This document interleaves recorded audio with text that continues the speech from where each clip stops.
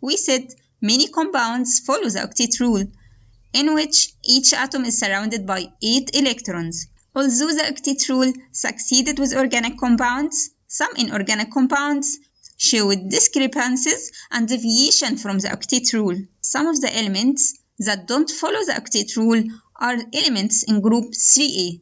The 3A elements have only 3 valence electrons. When one of these elements is the central atom, it shows fewer electrons than the octet 8 electrons rule. For example, boron has only 3 electrons.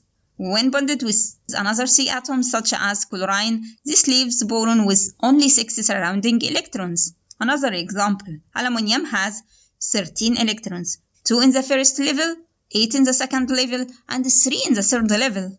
In the aluminium trichloride, aluminium forms 3 bonds with the 3 chlorine atoms. By that, the aluminium is surrounded by only 6 electrons. The second reason for compounds not to follow the octet rule is the presence of an odd number of electrons. For example, nitric oxide contains nitrogen, which is doubly bonded with oxygen.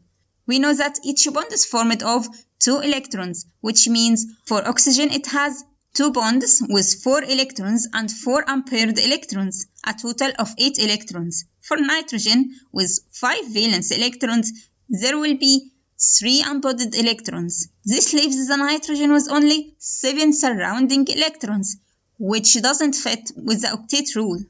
But we need to remember, not all nitrogen compounds disobey the octet rule. For example, in ammonium ion, nitrogen is surrounded by 8 electrons, 6 bonded electrons, and 2 non-bonding electrons.